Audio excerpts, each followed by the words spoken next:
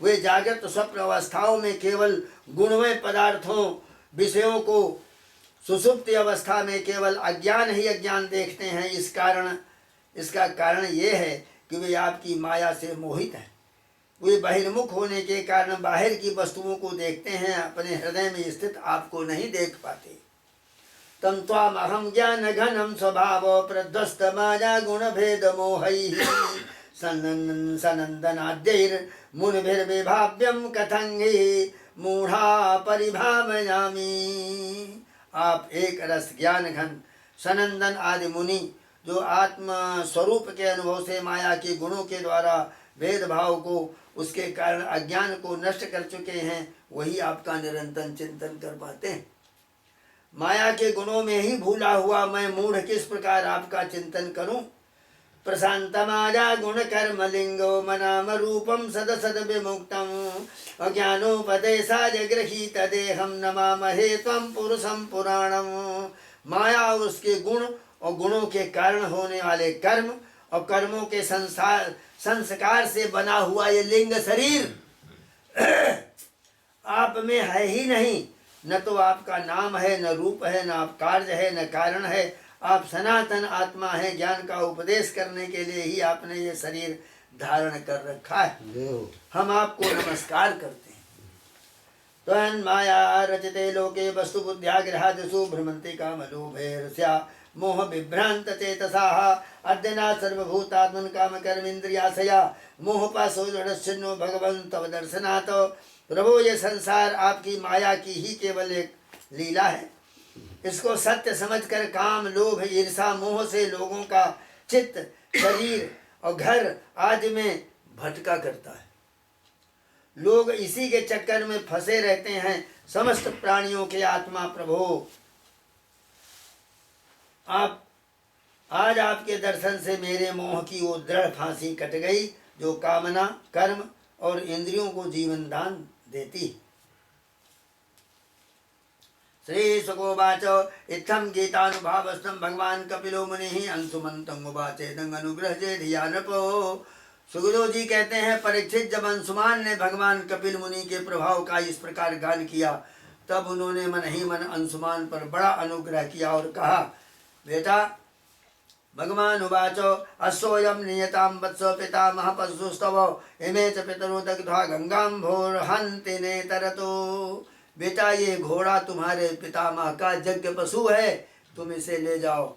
तुम्हारे जले हुए चाचाओं का उद्धार केवल गंगा जल से होगा और कोई उपाय नहीं।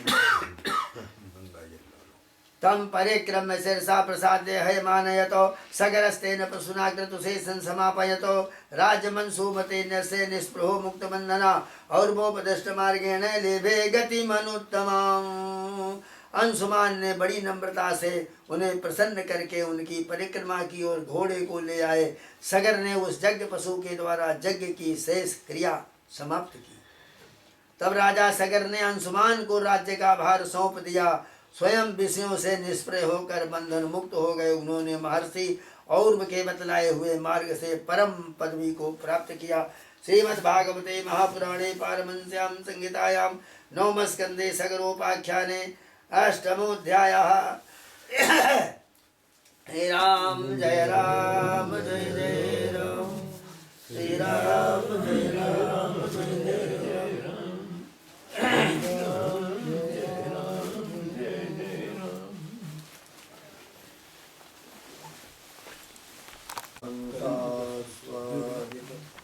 चरण कमल मकरंदाय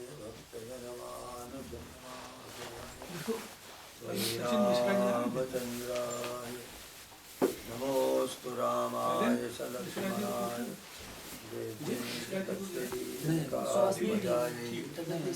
नमोस्तु रुद्रेन्द्रयमानिलेभ्यो नमो रुद्रार्कमरुगणेभ्यः।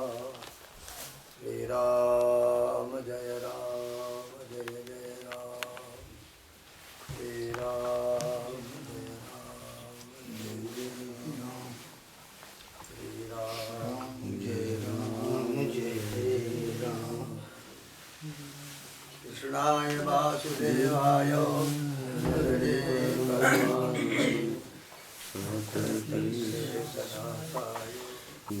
गोविंदाय नमो नमः।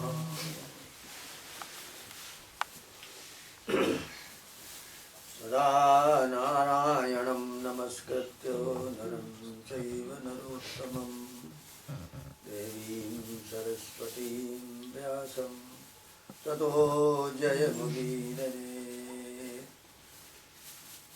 सदा सेव्या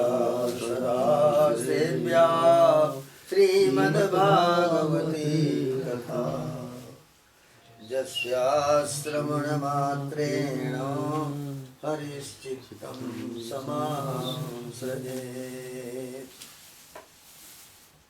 तुलसीधरं सुन्दरमन्दहासं बर्हावतंसं वरमालयुक्तं वृन्दावनस्थं नवनीरदाभं नमामि कृष्णं जन्मसनाथम्।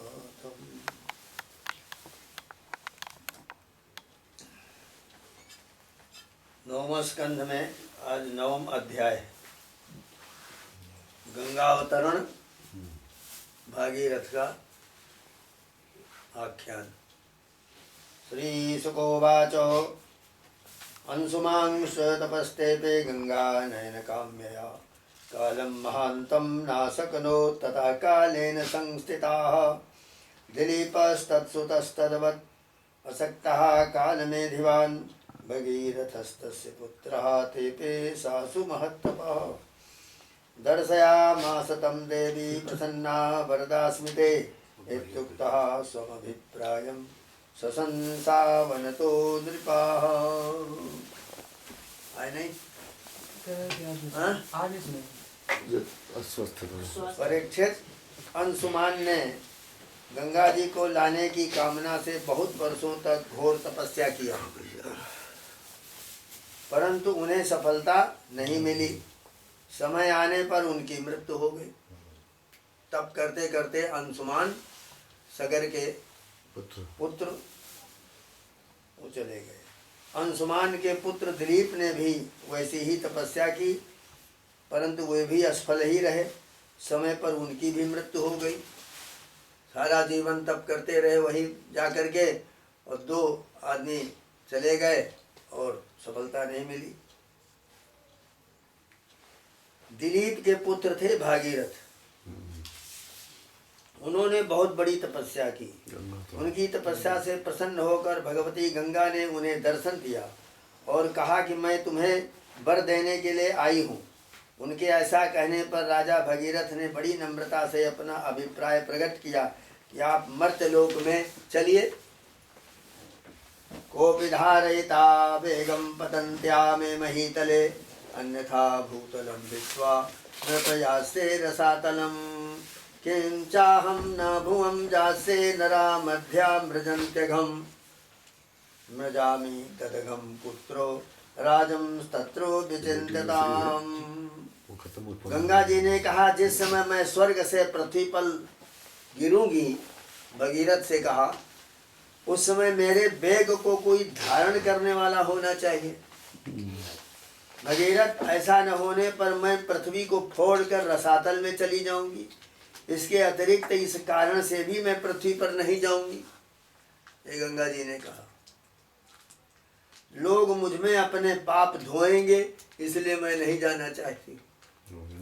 सब लोग आएंगे अपना किया हुआ पाप और धोएंगे हमारे लिए, फिर मैं उस पाप को कहाँ धोऊंगी। भगीरथ, इस विषय में तुम स्वयं विचार करो। भगीरथ उवाच साधवो न्यासिना शांता ब्रह्मिष्टा लोकपावनाः हरन्त्यघं तेंग संगात ते ख्वास्ते जगभिद्धरिः। माता, जिन्होंने लोक परलोक धन संपत्ति स्त्री पुत्र की कामना का संन्यास कर दिया है और जो संसार से उपरत होकर अपने आप में शांत हैं, जो ब्रह्मनिष्ठ हैं, लोगों को पवित्र करने वाले परोपकारी सज्जन हैं, वे अपने अंग स्पर्श से तुम्हारे पापों को नष्ट कर देंगे। जो साधु सन्यासी महात्मा ब्रह्मनिष्ठ ब्रह्म विचार में लगे हुए हैं वो तुम्हारे तट पर रहेंगे और वो स्नान करेंगे तो तुम्हारे जो पाप जनता के आते जाएंगे वो भस्म होते चले जाएंगे, क्योंकि उनके हृदय में अघ रूप अघासुर को मारने वाले भगवान सर्वदा निवास करते हैं। ऐसे संत होते हैं। धारे सजते मेघम रुद्र स्वामा त्वात्मा शरीरिणाम जस्मिन्नोतमिदं प्रोतम विश्वम सातीव तंतुषु। और समस्त प्राणियों के आत्मा रुद्रदेव तुम्हारा वेग धारण कर लेंगे। हम जाते हैं उनके पास, रुद्रदेव शंकर जी के पास। क्योंकि जैसे साड़ी जो है सूतों में ओतप्रोत होती है, नाम साड़ी है। साड़ी और धोती और वस्त्र जो है वो आतान और वितान, सूत ही तो है। इसी का आतान है, उसी का वितान है, नाम हो गया धोती साड़ी। इसी प्रकार से यह सारा विश्व भगवान रुद्र में ही ओतप्रोत है। भगवान शंकर में ही वही आतान है, वही वितान है, वही जगत है। इत्युक्त्वा सा नृपो देवं तपसा तोषयच्छिवं कालेनाल्पीयसा राजन् तस्य सा समतुष्यतो। परीक्षित, गंगा जी से इस प्रकार कहकर राजा भगीरथ ने तपस्या के द्वारा भगवान शंकर को प्रसन्न किया। थोड़े ही दिनों में महादेव जी उन पर प्रसन्न हो गए। तथेति राज्ञा विहितं सर्वलोकहिता शिवाः दधारावहितो गंगां पादपूते जलांघरेः। भगवान शंकर तो संपूर्ण विश्व के हितैषी हैं। राजा की बात उन्होंने तथास्तु कह करके स्वीकार कर लिया। फिर शिव जी ने सावधान होकर गंगा जी को अपने सिर पर धारण किया।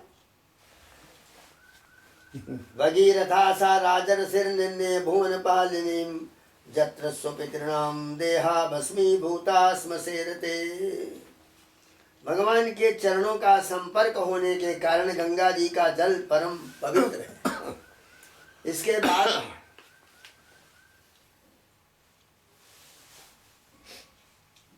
राजर्षि भगीरथ त्रिभुवन पावनी गंगा जी को वहां ले गए, जहां उनके पितरों के शरीर राख के ढेर बने हुए गंगा सागर में पड़े थे।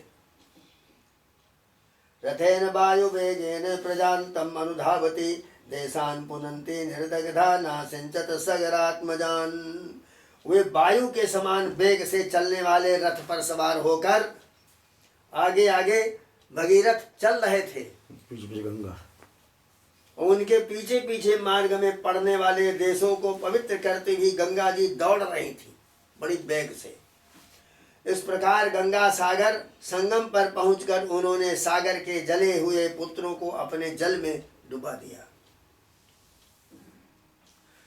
रथेन वायुवेगेन प्रजान्तम् अनुधावति देशान् पुनन्ति निर्दग्धान् नासिंचतो सगरात्मजान्। यज्जलस्पर्शमात्रेण ब्रह्मदण्डहतायपि सगरात्मजादिमं जगमुः केवलं देहभस्मभिः। भस्मीभूताङ्गसङ्गेन स्वरजाताः सगरात्मजाः किं पुनः श्रद्धया देवीं जे सेवन्ते ऋतव्रताः। यद्यपि सगर के पुत्र ब्राह्मण के तिरस्कार के कारण भस्म हो गए थे, इसलिए उनके उद्धार का कोई उपाय नहीं था। फिर भी केवल शरीर की राख के साथ गंगा जल का स्पर्श हो जाने से ही वे स्वर्ग में चले गए। परीक्षित, जब गंगा जल से शरीर की राख का स्पर्श हो जाने से सगर के पुत्रों को स्वर्ग की प्राप्ति हो गई, तब जो लोग श्रद्धा के साथ नियम लेकर गंगा जी का सेवन करते हैं उनके संबंध में क्या कहना है। नहीं एतत् परमाश्चर्यं स्वरधुन्या जदिहोदितम् अनंत चरणाम भोजो प्रसूताया भवच्छिदाः सन्निवेश्य मनोजस्मिन् श्रद्धया मुनयो मलाः त्रैगुण्यं दुस्तुजं धृत्वा सद्यो जातास्तदात्मताम्।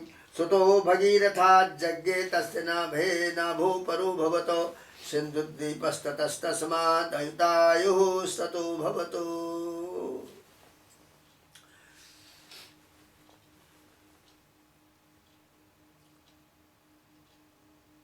नहीं एतत् परम आश्चर्यम स्वर्धुन्या जत इहोदितम।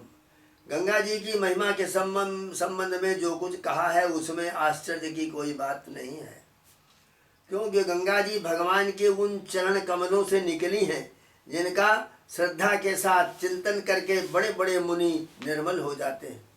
तीनों गुणों के कठिन बंधन को काट कर, सतोगुण रजोगुण तमोगुण, तीन गुणों के कठिन से कठिन जो बंधन है इनको काट करके तुरंत भगवत स्वरूप बन जाते हैं। फिर गंगा जी संसार का बंधन काट दें, इसमें कौन बड़ी बात है। श्रुतो भगीरथा जज्ञे तस्य नाभो परो भवतो सिंधुद्वीपस्ततस्तस्मात् अहितायुस्ततो भवतो। भगीरथ का पुत्र श्रुत का नाभ, ये नाभ पूर्वोक्त नाभ से भिन्न है। नाभ का पुत्र था सिंधुद्वीप, और सिंधुद्वीप का अयुतायु, अयुतायु के पुत्र का नाम था ऋतुपर्ण।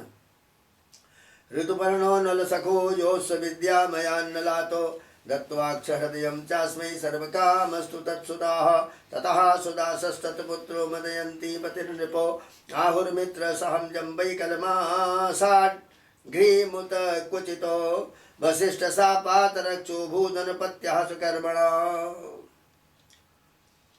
कहते हैं कि नाभ का पुत्र सिंधुद्वीप और सिंधुद्वीप का अयुतायु, अयुतायु के पुत्र का नाम था ऋतुपर्ण। वो नल का मित्र था। उसने नल को पासा फेंकने की विद्या का रहस्य बतलाया, बदले में उससे अश्व विद्या सीखी थी। अश्व विद्या नल को आती थी।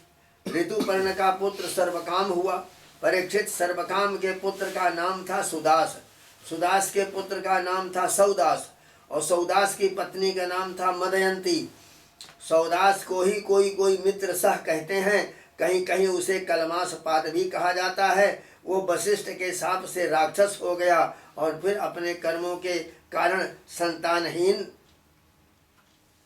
हुआ। राजोवाच किं निमित्तो गुरो शापा सौदासस्य महात्मनः एतद्वेदितुमिच्छामः कथ्यतां न रहो यदि। परीक्षित कह रहे हैं कि भगवान हमें जानना चाहते हैं कि महात्मा सौदास को गुरु वशिष्ठ जी ने शाप क्यों दिया। यदि कोई गोपनीय बात हो तो बतलाइए। सगोवाच सौदासं कश्चिन चरण दक्षो जगानः मुमोच भ्रातरं सोथय गता प्रतीचिकीर्षया सा चिन्तयन् नघं राज्ञा सूतरूपे धरो गृहे गुरवे भोक्तु कामादे पंक्त्या निन्ने नरामिषं परिवेक्षमाणं भगवान् विलोक्या भक्षमंजसा राजानम् असपत क्रुद्धो रक्षो जीवं भविष्यति। परीक्षित एक बार राजा सौदास शिकार खेलने जंगल में गए। वहां उन्होंने किसी राक्षस को मार डाला, उसके भाई को छोड़ दिया।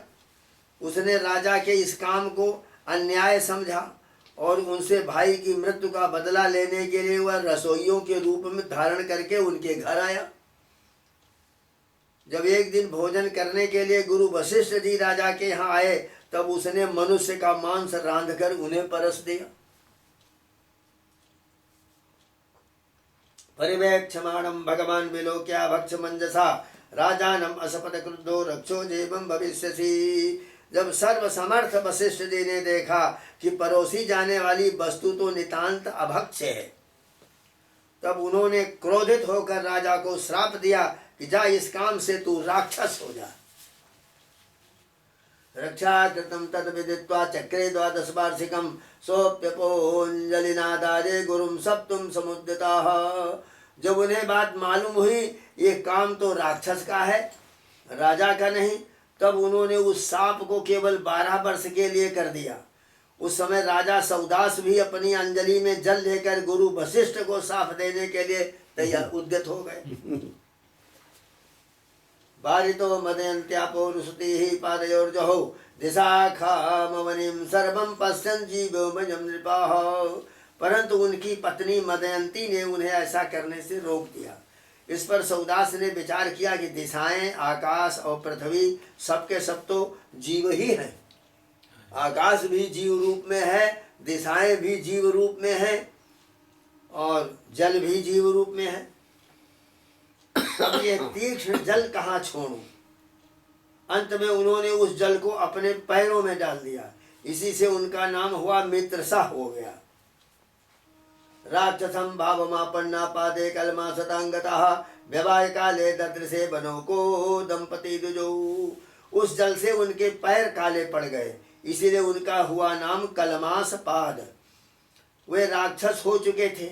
एक दिन राक्षस बने हुए राजा कलमास पाद ने एक बनवासी ब्राह्मण दंपति को सहवास के समय देख लिया। दोनों आपस में मैथुन में थे तो उसने देख लिया।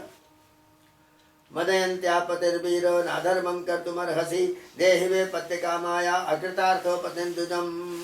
कलमास पाद को भूख तो लगी ही थी, उसने ब्राह्मण को पकड़ लिया और ब्राह्मण पत्नी की कामना अभी पूर्ण नहीं हुई थी और उसने कहा, राजन आप राक्षस नहीं हैं, आप महारानी मदयंती के पति और इक्ष्वाकु वंश के वीर महारथी हैं, आपको ऐसा अधर्म नहीं करना चाहिए।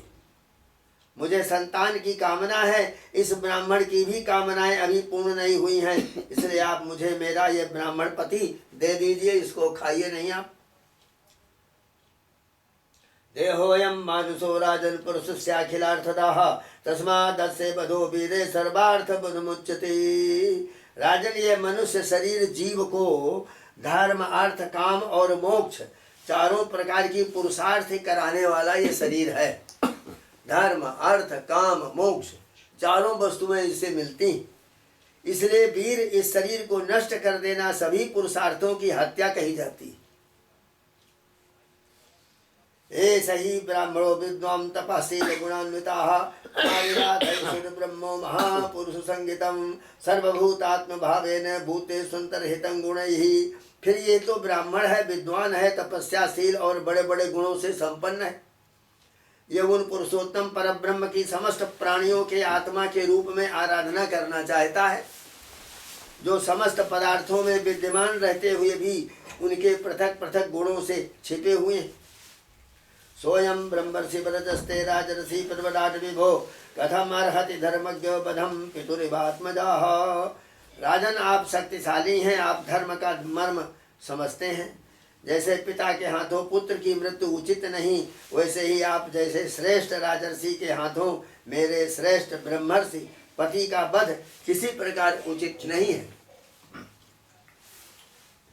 तस्य साधोरपापस्य भ्रूणस्य ब्रह्मवादिनः कथम वधम यथा बभ्रोर्मन्यते सम्मतो भवान् यद्यजं क्रियते भक्षस्तर्हि मां खादपूर्वतः न जीवे से विराजेन क्षणञ्च मृतकं यथा एवं करुणभाषेणा विलपन्त्या अनाथवतो व्याघ्रा पशुमिवाखादतो सौदासा शापमोहिताः।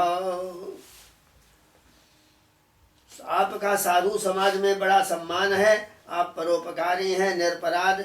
एक ब्रह्मवादी पति हमारा जो है उसका वध कैसे कर रहे हैं, फिर भी आप इन्हें खा ही डालना चाहते हैं, तो पहले हमें खा लीजिए तब इसको खाइए। क्योंकि अपने पति के बिना मैं मुर्दे के समान हो जाऊंगी और एक क्षण भी जीवित न रह सकूंगी। ब्राह्मण पत्नी बड़ी ही करुणा पूर्ण वाणी में इस प्रकार कहकर अनाथ की भांति रोने लग गई, परंतु सौदास ने साप से मोहित होने के कारण उसकी प्रार्थना पर कुछ भी ध्यान नहीं दिया। वह उस ब्राह्मण को वैसे ही खा गया जैसे बाघ किसी पशु को खा जाए।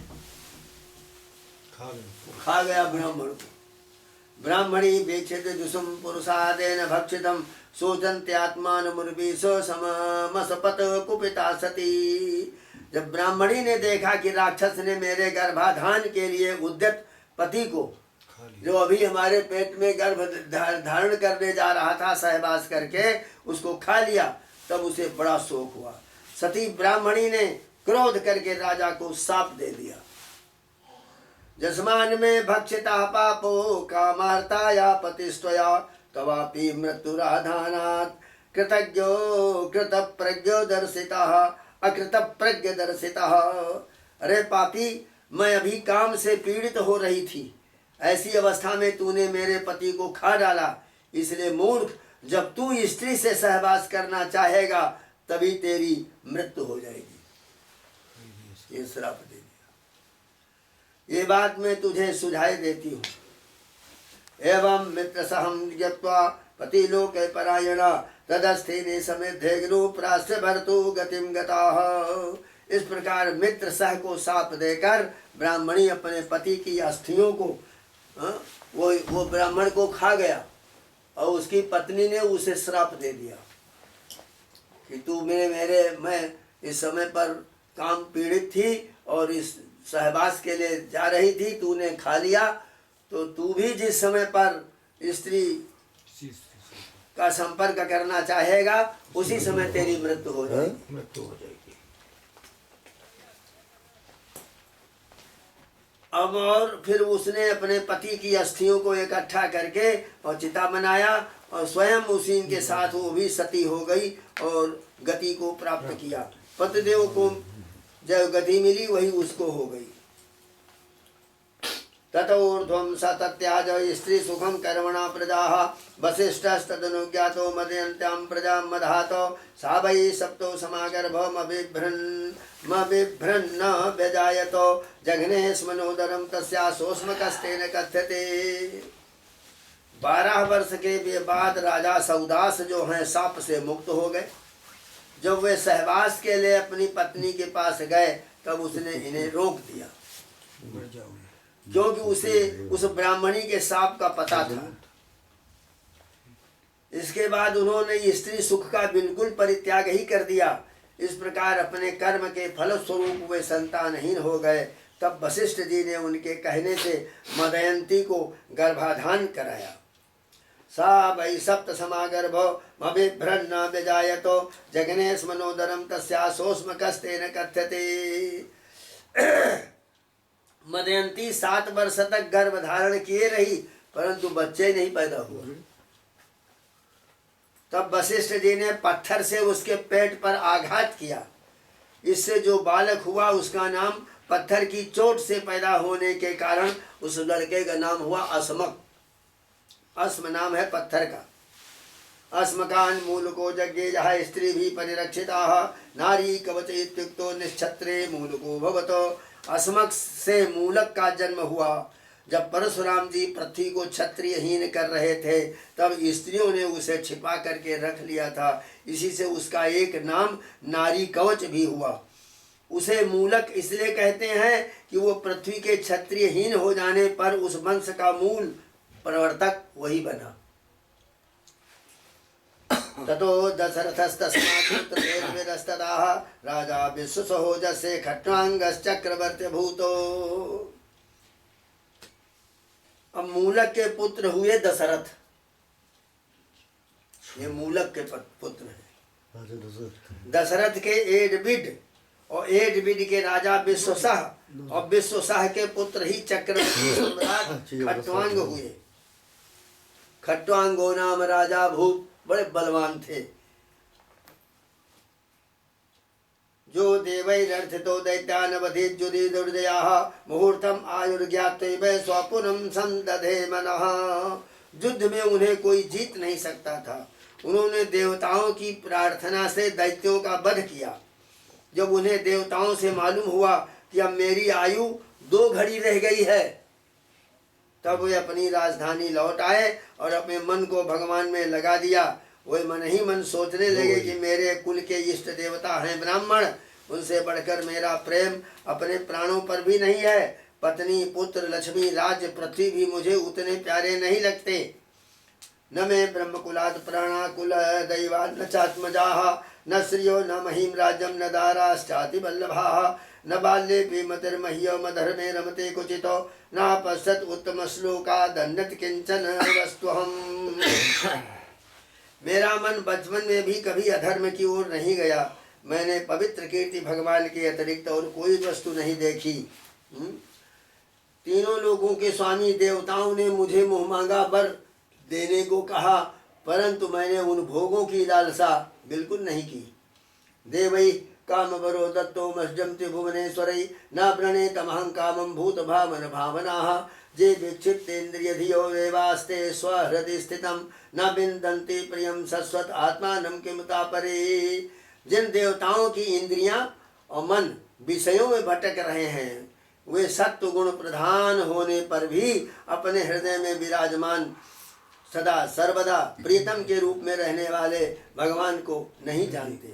तो रजोगुणी तमोगुणी है, वे कैसे जान सकते हैं। अथे समाजा रचते सुसंगम गुणेषु गंधर्व पुरोपमेषु रूढ़ं प्रकृत्यात्मन विश्वकर्तुर् भावे न हित्वा तमहम प्रपद्ये। इसलिए इन विषयों में मैं नहीं रमता, ये तो माया के खेल हैं। आकाश में झूठ मूठ प्रतीत होने वाले गंधर्व नगरों से बढ़कर के इसकी कोई और सत्ता नहीं है। ये तो अज्ञानवश चित्त पर चढ़ गए थे। संसार के सच्चे रचयिता भगवान की भावना में लीन होकर मैं विषयों को छोड़ रहा हूँ, केवल उन्हीं की शरण ले रहा हूँ। इति व्यवसितो बुद्ध्या नारायण गृहीतया हित्वान्य भावमज्ञानं तथा स्वं भावमाश्रिताः जत तद ब्रह्म परम सूक्ष्मं शून्यं शून्यकल्पितं भगवान् वासुदेवेति जङ्गृह्णन्ति सात्वताः। उन्होंने अंत समय में अपना सब अनात्म पदार्थों से मन को हटा करके परित्याग किया, संसारिक भाव, और अपने वास्तविक आत्म स्वरूप में स्थित हो गए। वो स्वरूप साक्षात परब्रह्म है, सूक्ष्म से भी सूक्ष्म शून्य के समान ही है, परंतु वो शून्य नहीं परम सत्य है। भक्तजन उसी वस्तु को भगवान वासुदेव कहते हैं। श्रीमद्भागवते महापुराणे पारमहंस्यां संहितायां नवम स्कंदे सूर्यवंशानुवर्णने नवमोऽध्यायः। श्रीशुकोवाच खट्वाङ्गात् दीर्घबाहुश्च रघु तस्मात् पृथुस्रवाः अजस्ततो महाराजस्तस्मात् दशरथो भवतो। परीक्षित, खट्वांग के पुत्र दीर्घबाहु और दीर्घबाहु के परम यशस्वी पुत्र रघु हुए, रघु के अज हुए, और अज के महाराज दशरथ पैदा हुए। तस्यापि भगवान से साक्षात ब्रह्ममयो हरिः हंसांसेन चतुर्धागात पुत्रत्वं प्रार्थिता सुरैः राम लक्ष्मण भरत शत्रुघ्ना इति संज्ञया। खट्वांग के पुत्र दीर्घबाहु, दीर्घबाहु के रघु, रघु के अज के दशरथ हुए, और देवताओं की प्रार्थना से साक्षात परम ब्रह्म परमात्मा भगवान श्री हरि अपने अंशांश से 4 रूप धारण करके राजा दशरथ के पुत्र हुए। उनके नाम थे राम, लक्ष्मण, भरत और शत्रुघ्न। तस्यानो चरितं राजन् ऋषिभिस्तत्त्वदर्शिभिः श्रुतं हि वर्णितं भूरि त्वया सीतापतेर्मुहुः। परीक्षित, सीतापति भगवान श्री राम का चरित्र तो तत्वदर्शी ऋषियों ने बहुत कुछ वर्णन किया है, और तुमने अनेक बार उन्हें सुना भी है। गुरुवर्थे त्यक्तराज्यो व्यचरत् अनुवनं पद्मपदभ्यां प्रियायाः पाणिस्पर्शाक्षमाभ्यां मृजितपतरुजो जो हरीन्द्रानुजाभ्यां वैरूप्याच्छूर्पणाक्षा प्रिय विरह रुखारोपितभ्रू विजृम्भस्त्रत्ताब्धिर्बद्ध सेतुः खलद वदहनः कौशलेन्द्रोवतान्नः। भगवान राम ने अपने पिता दशरथ के सत्य की रक्षा के लिए राजपाट छोड़ दिया। वे वन में फिरते रहे। उनके चरण कमल इतने सुकुमार थे कि परम सुकुमारी जानकी के कर कमलों का स्पर्श भी उनसे सहन नहीं होता। वे ही चरण अब वन में चलते चलते थक जाते, जब हनुमान और लक्ष्मण उन्हें दबा दबा कर उनकी थकावट मिटाते। शूर्पणखा को नाक कान काट कर विरूप कर देने के कारण उन्हें अपनी प्रियतमा जानकी जी का वियोग भी सहना पड़ा। इस वियोग के कारण क्रोधवश उनकी भौहें तन गईं, जिन्हें देखकर समुद्र तक भयभीत हो गया। इसके बाद उन्होंने समुद्र पर पुल बांधा और लंका में जाकर दुष्ट राक्षसों के जंगल को दावाग्नि के समान दग्ध कर दिया। वे कौशल नरेश हमारी रक्षा करें। विश्वामित्रा धुरे देने मारीचाद्या निशाचरा पश्चातो लक्ष्मण से वे हता नैरित पुंगवाह। भगवान राम ने विश्वामित्र के यज्ञ में लक्ष्मण के सामने ही मारीच आदि राक्षसों को मार डाला। वे सब बड़े बड़े राक्षसों की गिनती में थे। परीक्षित, जो लोक वीर समितो धनुरै समुग्रम सीता स्वयं वरगृहे सतोपनीतम आदाज बाल गजलील रिवेक्षुजष्टिम सज्जीकृतम नृप विक्रस्य बभंज मध्य। जनकपुर में सीता जी का स्वयंवर हो रहा था। परीक्षित, संसार के चुने हुए वीरों की सभा में शंकर का वो भयंकर धनुष रखा हुआ था। वो इतना भारी था कि 300 वीर बड़ी कठिनाई से उसे स्वयंवर सभा में ला सके थे। भगवान राम ने उस धनुष को बात की बात में उठाकर उस पर डोरी चढ़ा दी और खींचकर बीचों बीच से उसके 2 टुकड़े कर दिए। जैसे हाथी का बच्चा खेलते खेलते ईख के पेड़ को तोड़ डालता है। जय हो, क्या उपमा दी। जित्वानुरूप गुणशील भजुंग रूपम सीताभिधम श्रियमुरस्यभिलब्धमानम मार्गे व्रजन भृगुपतेर्व्यनजत् प्ररूढं दर्पं महीम कृतजस्त्रिराज त्रिराज बीजाम। वे लक्ष्मण जी भगवान ने अपने वक्ष स्थल पर स्थान देकर जिन्हें सम्मानित किया है, वे लक्ष्मी जी ही सीता के नाम से जनकपुर में अवतीर्ण हुई थी। वे गुणशील अवस्था, शरीर की गठन, सौंदर्य में सर्वथा भगवान राम के अनुरूप थी। भगवान ने धनुष तोड़कर उन्हें प्राप्त कर लिया। अयोध्या को लौटते समय मार्ग में उनकी परशुराम जी से भेंट हो गई। लौटते समय जिन्होंने 21 बार पृथ्वी को राजवंश के बीज से रहित कर दिया। यह सत्य पाश परिबीत पितुर्निदेशं स्त्रैणस्य चापि शिरसा जगृहे सभार्यः राज्यं श्रियं प्रणयिनः सुहृदो निवासं त्यक्त्वा जजो वनमसूनिव मुक्त संगः। इसके बाद उनके परशुराम जी के भी गर्भ को भगवान राम ने नष्ट कर दिया। इसके बाद पिता के वचन को सत्य करने के लिए वनवास स्वीकार किया। महाराज दशरथ ने अपनी पत्नी के अधीन होकर ही उसे वैसा वचन दिया, फिर भी वे सत्य के बंधन में बंध गए। इसलिए भगवान ने अपने पिता की आज्ञा शिरोधार्य किया। उन्होंने प्राणों के समान प्यारे राज्य, लक्ष्मी, प्रेमी, हितैषी, मित्र, महलों को वैसे छोड़ दिया और अपनी पत्नी के साथ यात्रा की जैसे मुक्त संत योगी प्राणों को छोड़ देता है। रक्षा ससुर्व्यकृत रूपमशुद्ध बुद्धे तस्याखरत त्रिसर दूषण मुख्य बंधून जघने 14 सहस्त्रम पारणीजो को दंड पाणी रटमान बासक्रक्षम। और वन में पहुंच करके भगवान ने राक्षस राज रावण की बहन शूर्पणखा को विरूप कर दिया, क्योंकि उसकी बुद्धि बहुत ही कलुषित काम वासना के कारण अशुद्ध थी। उसके पक्षपाती खर, दूषण और त्रिसरा आदि प्रधान भाइयों को, जो संख्या में 14,000 थे, हाथ में महान धनुष लेकर भगवान राम ने उन समूह को मार डाला और अनेक प्रकार की कठिनाइयों से परिपूर्ण वन में वे इधर उधर विचरते हुए निवास करते रहे। राजन, सीता कथा श्रवण दीपितरच्छजेन सृष्टं विलोक्य नृपते दशकंदरेण जघने भूतैन वपुषाश्रमतोपकृष्टो मारीचमासु विशिखेन जथा कमुग्रह। जब रावण ने सीता के रूप, गुण, सौंदर्य आदि की बात सुनी तो उसका हृदय काम वासना से आतुर हो गया। उसने अद्भुत हरिण के वेश में मारीच को उनकी पर्णकुटी के पास भेजा और धीरे धीरे भगवान को वहां से वो दूर ले गया। अंत में भगवान ने अपने बाण से उसे बातों बातों में मार डाला, जैसे दक्ष प्रजापति को वीरभद्र ने मारा था। उपमा कैसी विचित्र है।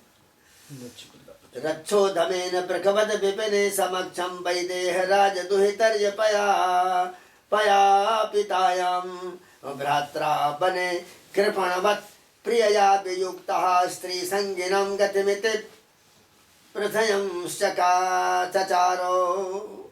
भगवान राम जंगल में जब दूर निकल गए, लक्ष्मण की अनुपस्थिति में नीच राक्षस रावण ने भेड़िए के समान विदेह नंदिनी सुकुमारी सीता को हर लिया। फिर वे अपनी प्राण प्रिया सीता जी से बिछोड़कर अपने भाई लक्ष्मण के साथ वन वन में ही दीन की भांति घूमते रहे। इस प्रकार उन्होंने यह शिक्षा दिया कि जो स्त्रियों में आसक्ति रखते हैं उनकी यही गति होती। यह और शिक्षा दिया। दग्ध्वात्म कृत्य हत कृत्य महन कबंधम सख्यम विधायक विभिर्दयिता गतिन्तैः उद्ध्वाथ बालिनि हते प्लवगेन्द्र सैन्यर्बेलामगात् समनुजोज भवार्चितांघ्रि।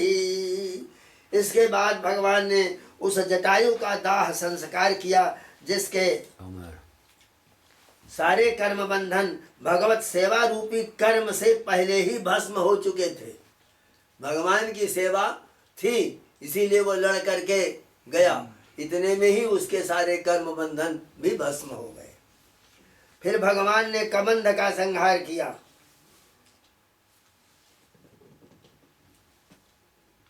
जटायु का दाह संस्कार किया। फिर कबंध का संहार किया। फिर सुग्रीव आदि बानरों से मित्रता करके बाली का वध किया।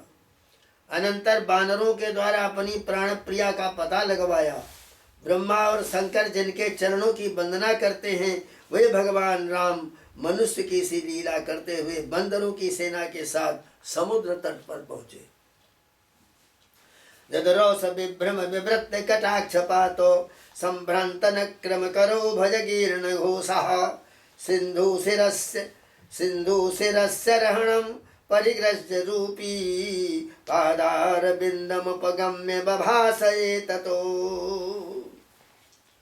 वहां उपवास और प्रार्थना से जब समुद्र पर कोई प्रभाव न पड़ा, तब भगवान ने क्रोध की लीला करते हुए अपनी उग्र एवं टेढ़ी नजर समुद्र पर डाली।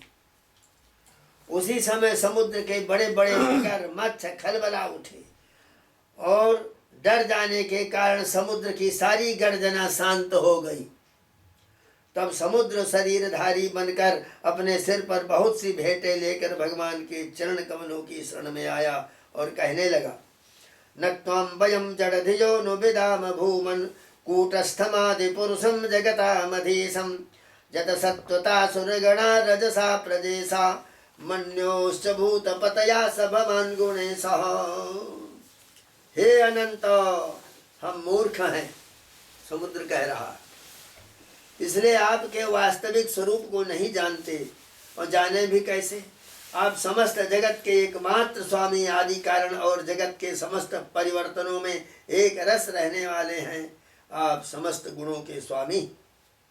इसलिए जब आप सत्व गुण को स्वीकार कर लेते हैं, तब देवताओं की रजो गुण को स्वीकार कर लेते हैं, तब प्रजापतियों की और तमोगुण को स्वीकार कर लेते हैं, तब आपके क्रोध से रुद्र गुणों की उत्पत्ति होती है। कामं प्रजा हि जहि विश्रवसो वमेहम्, कामं प्रया हि जहि विश्रवसो वमेहम्, त्रैलोक्य रावणमवाप्नुहि वीरपत्नीम्, बध्नीहि सेतुमिह तेजससो वितत्यै गायन्ति दिग्विजयनो यमुपेत्य भूपाः। वीर शिरोमणे राम, आप अपनी इच्छा के अनुसार मुझे पार कर जाइए और त्रिलोकी को रुलाने वाले विश्रवा के कुपूत रावण को मारकर और अपनी पत्नी को फिर से प्राप्त कीजिए। परंतु आपसे मेरी एक प्रार्थना है, आप यहाँ मुझ पर एक पुल बांध दीजिए, इससे आपके यश का विस्तार होगा और आगे चलकर बड़े बड़े नरपति दिग्विजय करते हुए यहाँ आएंगे, तब वे आपके यश का गान करेंगे। बद्धो दधौ रघुपतिर विविधाद्रिकूटैः सेतुं कपीन्द्र करकम्पित भूरुहांगैः सुग्रीव नील हनुमत् प्रमुखैरनेकैर्लंकां विभीषण दृशा विशदग्र दग्धाम्। भगवान पर राम जी ने अनेकानेक पर्वतों के शिखरों से समुद्र पर पुल बांधा और बड़े बड़े बंदर अपने हाथों से पर्वत उठा उठा कर लाते थे, तब उनके वृक्ष और बड़ी बड़ी चट्टानें थर थर कांपने लगती थी। इसके बाद विभीषण की सलाह से भगवान ने सुग्रीव, नील, हनुमान आदि प्रमुख वीरों और बानरी सेना के साथ लंका में प्रवेश किया। वो तो हनुमान जी के द्वारा पहले ही जलाई जा चुकी थी। सा बानरेंद्र बल रुद्ध बिहार कोष्ठो श्रीद्वार गोपुर सदो बल भी विटंका निर्भज्यमानधिषणध्वज हेम कुंभो संगाटका गजकुलैर हृदनीव घूर्णा। उस समय वानर राज की सेना ने लंका के सैर करने और खेलने के स्थान, अन्न के गोदाम, खजाने, दरवाजे, फाटक, सभा भवन, छज्जा, पक्षियों के रहने के स्थान तक को घेर लिया। उन्होंने वहाँ की वेदी, ध्वजाएं, सोने के कलश, चौराहे तोड़ फोड़ डाले। उस समय लंका ऐसी मालूम पड़ रही थी जैसे झुंड के झुंड हाथियों ने किसी नदी को मथ डाला। रक्षापतिस्तदवलोक्य निकुंभ कुंभो धूम्राक्ष दुर्मुख सुरान्तनरान्तकादीन् पुत्रं प्रहस्तमतिकाय विकम्पनादीन् सर्वानुगान् समहिनो दथ कुंभकर्णम्। यह देखकर राक्षस राज रावण ने निकुंभ कुंभ धूम्राक्ष दुर्मुख सुरांतक नरांतक प्रहस्त अतिकाय विकम्पन अपने सब अनुचरों पुत्र मेघनाद और अंत में भाई कुंभकर्ण को भी युद्ध करने के लिए भेजा। ताम जातुधान प्रथनाम शिशूल चापो प्रासृष्टि शक्ति सरतोमर खड्ग दुर्गाम सुग्रीव लक्ष्मण मरुत सुतगन्धमातो नीलांगदर्शपन सादिभिरन्वितो गातो। राक्षसों की वो विशाल सेना